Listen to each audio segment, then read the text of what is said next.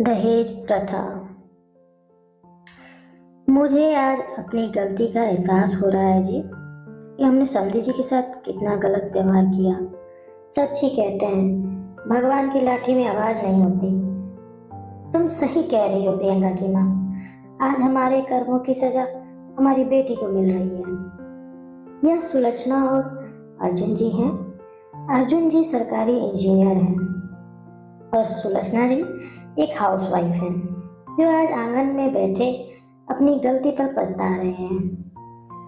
आज से 6 साल पहले उनके बेटे रियांशु की शादी पास के शहर में रहने वाले अजीत जी की बेटी काम्या के साथ तय हुआ था और शादी में उनकी सभी मांगों को काम्या के पिता ने सहर्ष स्वीकार कर लिया। काम्या एक सीधी सादी और घरेलू लड़की थी। विवाह की सारी तैयारी शुरू हो गई। कपड़े गहने सभी खरीदे जाने लगे। तभी अर्जुन ने अपने रिश्तेदारों की बातों में आकर विवाह मैरिज हॉल की जगह 5 स्टार होटल से करने की शर्त रखी और कहा कि अगर आपने ये व्यवस्था नहीं की तो यह शादी नहीं हो सकती है। काम्या के पिता ने उन्हें बहुत समझाने की कोशिश की, लेकिन अर्जुन जी की अपनी बात पर अड़े रहे। अर्जुन जी ने कहा, मैरिज हॉल हमारी हैसियत के बराबर नहीं है। लोग क्या कहेंगे कि कहाँ रिश्ता कर लिया। एक ही बेटा है मेरा और बेटे की शादी रोज रोज थोड़ी ना होती है। शादी के कार्ड बढ़ चुके थे और बहुत सारी शादियां की तैयारी भी हो चुकी थी। इसीलिए काम्या के पिता ने किसी तरह कर्ज लेकर 5 स्टार होटल बुक कर लिया। शादी का दिन था और प्रियांशु की बारात नाचते गाते होटल पहुंच गई।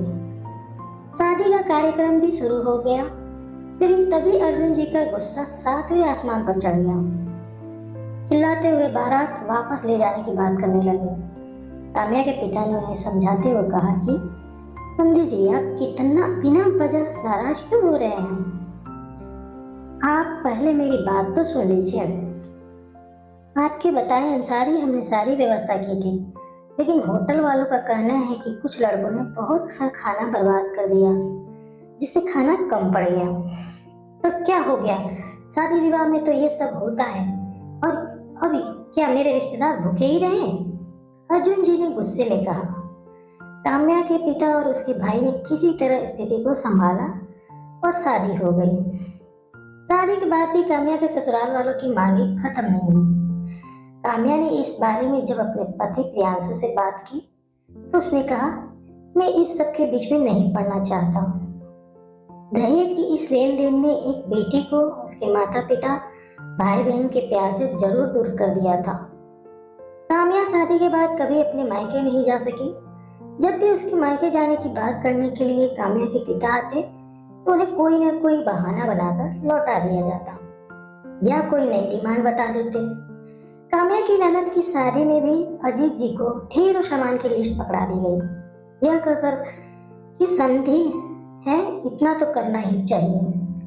काम्या का पिता भी बेटी के प्यार और उसका घर बसा रहे इस मोह में सब करते जा रहे थे।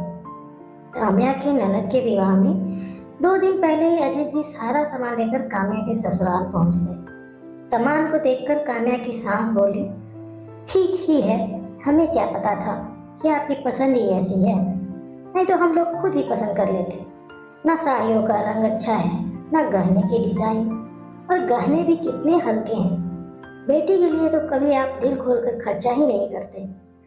हमारा क्या, लोग तो यही कहेंगे कि कैसे पिता है। बेटी के सम्मान और समाज के मान मर्यादा की भी चिंता नहीं है। काम्या के पिता कुछ बोल नहीं सके, चुपचाप सिर नीचे किए बैठे रहे। लेकिन आज सारे रिश्तेदारों के सामने अपने पिता की बेइज्जती काम्या बर्दाश्त नहीं कर पाई और बोली, माँ जी, समाज की मान मर्यादा की चिंता क्या सिर्फ मेरे पिताजी को या मेरे मायके वाले को होना चाहिए। आप लोगों को इस बात की कोई चिंता नहीं होनी चाहिए। सारे रिश्तेदार के सामने आपने यह तो कहा कि ये अच्छा नहीं है, वह अच्छा नहीं है, यह नहीं लाए, वह नहीं लाए, लेकिन क्या पिताजी से एक बार भी उनका हाल समाचार पूछा?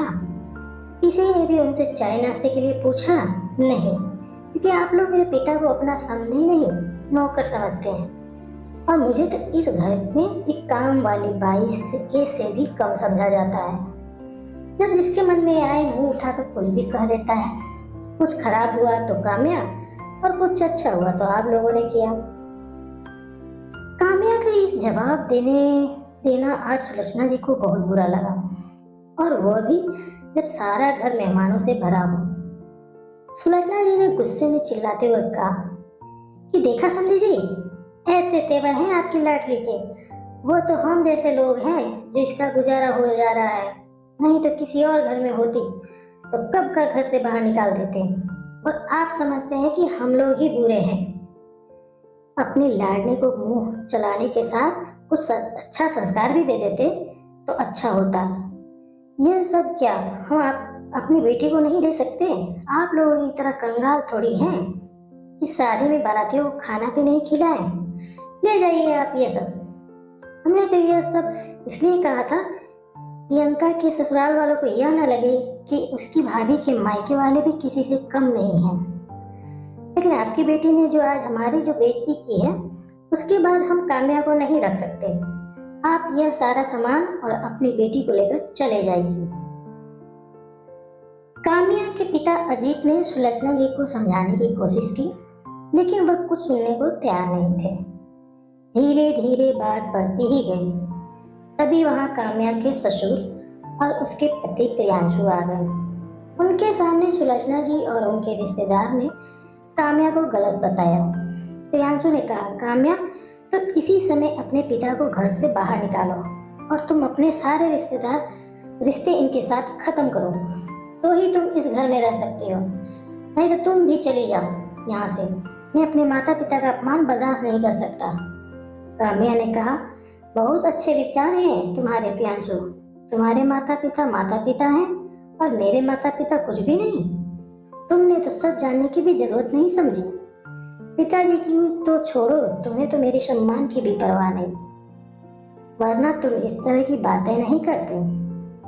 और तुम चाहते हो कि मैं अपने पिता से सारे रिश्ते खत्म कर लूं, तो यह भी सुन लो, पिताजी के साथ मेरा रिश्ता भगवान ने जोड़ा है। वह मेरे पिता हैं, जन्मदाता हैं। मैं चाहूँ तो भी यह रिश्ता खत्म नहीं हो सकता है। हाँ, आज अभी तुमसे सारे रिश्ते जरूर खत्म कर सकती हूँ। मैं भी अपने सम्मान को रोज मारते मारते थक गई हूँ। अब और जिंदा लाश बनकर नहीं रह सकते, और रहूं भी किस लिए? ऐसे घर के लिए जहाँ मेरी कोई कदर नहीं, मेरी सेवा मेरे प्यार को कोई मोल नहीं। सिर्फ तुम्हारे घर वाले की सेवा करती रहूं और तुम्हें बिस्तर का सुख देती रहूं। क्या मेरा सिर्फ इतना ही वजूद है तुम्हारी नजरों में? तो मैं आज से इसे भी खत्म करती हूँ। और हाँ प्रियांशु, मांग में सिंदूर तो कोई भी भर देता है, लेकिन जो दिल के खालीपन को भरे वही सही मायने में जीवन साथी होता है। काम्या के पिता ने सबको बहुत समझाने की कोशिश की, लेकिन कोई समझने को तैयार नहीं था। काम्या के ससुराल वाले उसका घर टूटने का सारा दोष उसके पिता अजीत जी पे लगाने लगे। काम्या के पिता ने काम्या को भी समझाया, बेटा 2 दिन बाद घर में शादी है, लोग आएंगे। जब सबको पता चलेगा कि घर की बहू ही घर में नहीं है तो क्या सोचेंगे? क्या इज्जत रह जाएगी? समाज में अर्जुन जी और सुलक्षणा जी की, इस घर की कैसी कैसी बातें करेंगे लोग तुम्हारे बारे में। पहले प्रियंका की शादी हो जाने दो, फिर ये सब देखेंगे। मेरा क्या है बेटा, तुम्हारा घर बसा रहे, इसीलिए तो ये सब सहता आया हूँ। तुमसे प्यारा मुझे अपना सम्मान थोड़ी ही है। अपने पिता की बातें सुनकर काम्या के आंसू नहीं रुके, लेकिन आज उसने अपने पिता के और अपने सम्मान से कोई समझौता नहीं करने का सोच लिया था। काम्या अपने 3 साल के छोटे बच्चे और अपने पिता का हाथ पकड़कर उस घर को छोड़कर चले गई। काम्या के जाते ही लोग उसके बारे में उल्टी सीधी बातें बनाने लगे। प्रियांशु और उसके माता पिता सहानुभूति के पात्र बन गए, लेकिन समय सबके साथ में आए अवश्य करता है। जो तकलीफ काम्या और उसके मायके वालों ने सहा, आज उसी का समय ने जवाब दिया। प्रियंका की बारात दहेज को लेकर हुई बहस की वजह से वापस चली गई।